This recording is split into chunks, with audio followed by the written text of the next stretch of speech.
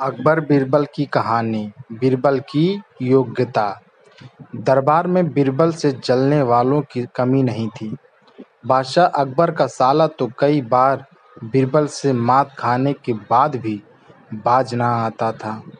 बेगम का भाई होने के कारण अक्सर बेगम की ओर से भी बादशाह को दबाव सहना पड़ता था। ऐसे ही एक बार साले साहब स्वयं को बुद्धिमान बताते हुए दीवान पद की मांग करने लगे। बीरबल अभी दरबार में नहीं आया था, अतः बादशाह अकबर ने साले साहब से कहा, मुझे आज सुबह महल के पीछे से कुत्ते के पिल्ले की आवाज़ सुनाई दे रही थी। शायद कुतिया ने बच्चे दिए हैं।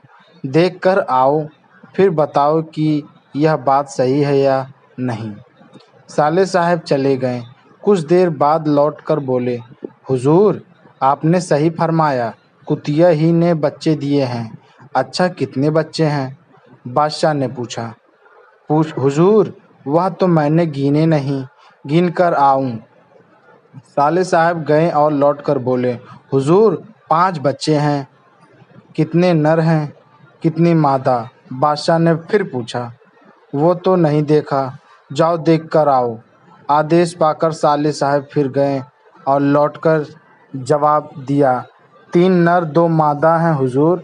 नर पिल्ले किस रंग के हैं हुजूर? वह देखकर अभी आता हूँ। रहने दो, बैठ जाओ, बादशाह ने कहा। साले साहब बैठ गए। कुछ देर बाद बादशाह बीरबल दरबार में आया। तब बादशाह अकबर बोले, बीरबल, आज तुम सुबह महल के पीछे से पिल्लों की आवाज़ आ रही थी है, शायद कुतिया ने बच्चे दिए हैं। जाओ देख कर आओ, माजरा क्या है। जी हुजूर। बीरबल चला गया और कुछ देर बाद लौटकर बोला, हुजूर, आपने सही फरमाया, कुतिया ने ही बच्चे दिए हैं। कितने बच्चे हैं हुजूर?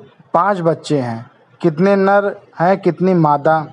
हुजूर, 3 नर हैं, 2 मादा। नर किस रंग का है? 2 काले हैं, 1 बादामी है। ठीक है, बैठ जाओ।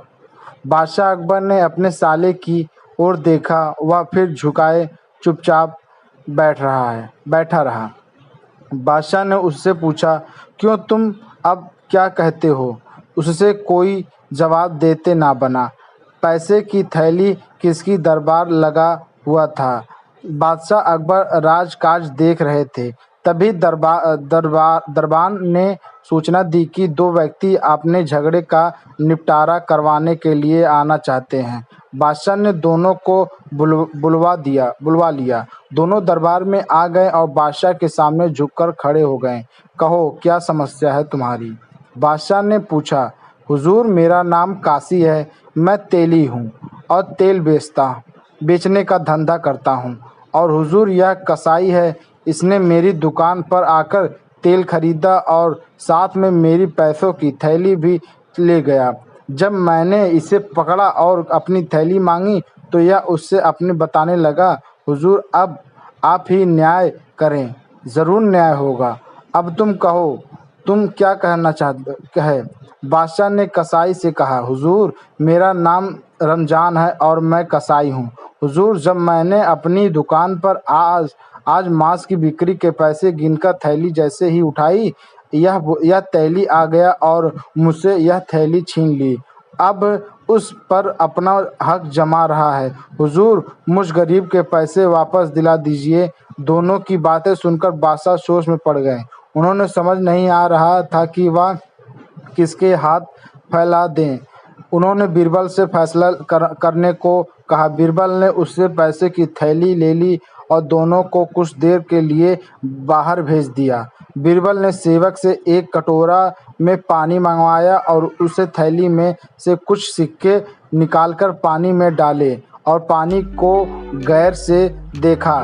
फिर बादशाह से कहा, हुजूर, इस पानी के सिक्के डालने से तेल जरा सा भी अंश पानी में नहीं उभरा रहा है। यदि यह सिक्के तेली का हाथ का यकीन उन पर सिक्कों पर तेल लगा होता है और वह तेल पानी में भी दिखाई देता। बादशाह ने भी पानी में सिक्के डालने पानी की गौर से देखा और फिर बीरबल की बात से सहमत हो गए। बीरबल ने उन दोनों को दरबार में बुलाया और कहा, मुझे पता चल गया कि यह थैली किसकी है। काशी, तुम झूठ बोल रहे हो। यह थैली रमजान कसाई की है। हुजूर, यह थैली मेरी है। काशी एक बार फिर बोला। बीरबल ने सिक्के डाले पानी वाला कटोरा उसे दिखाते हुए कहा, यदि यह थैली तुम्हारी है तो इन सिक्कों पर झूठ कुछ न कुछ तो तेल अवश्य होना चाहिए। पर तुम भी देख लो, तेल तो अंश मात्र भी नजर नहीं आ रहा है। काशी चुप हो गया। बीरबल ने रमजान कसाई को उसकी थैली दे दी और काशी को कारागार में डलवा दिया। दोस्तों, हमारी वीडियो अच्छी लगी हो तो हमारे चैनल को सब्सक्राइब कर दें और लाइक कर दें और दोस्तों शेयर कर दें।